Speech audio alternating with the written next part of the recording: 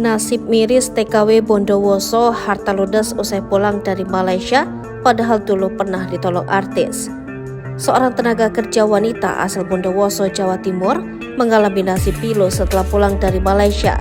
Kisah TKW itu pertama kali terungkap dalam video yang diunggah akun TikTok Baria6946.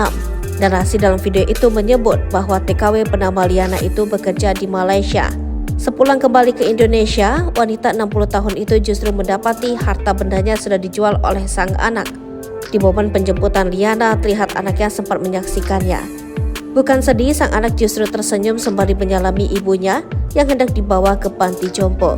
Tampak Liana yang mengenakan daster merah putih dan kerudung oranye itu berjalan dengan tertatih-tatih dibantu petugas menuju mobil ambulans. Setibanya di panti jompo, Liana langsung terduduk lesu. Rupanya, ia merasa pilu karena di panti jompo tersebut tak ada pendingin udara. Kendati demikian, Liana tetap diminta untuk tinggal di panti jompo tersebut karena tak ada keluarga yang bersedia menampungnya. Ternyata TKW tersebut dulunya pernah ditolong oleh artis ternama Uya Kuya. Tujuan ia membuat video tersebut agar Uya Kuya bisa kembali melihat nasib terkini Liana. Uya Kuya memang pernah mengunggah momen saat ia menyelamatkan beberapa TKW dari Malaysia.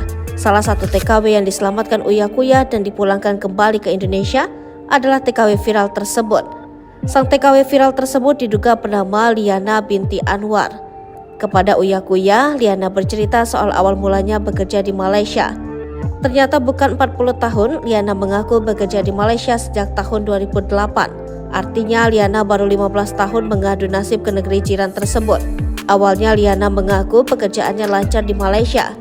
Namun beberapa tahun ke belakang, Liana mengalami musibah hingga tak bisa lagi bekerja.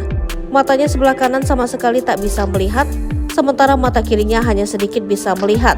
Sebelum diselamatkan oleh Uya Kuya, Liana sempat tinggal terkatung-katung di bawah kolong jembatan.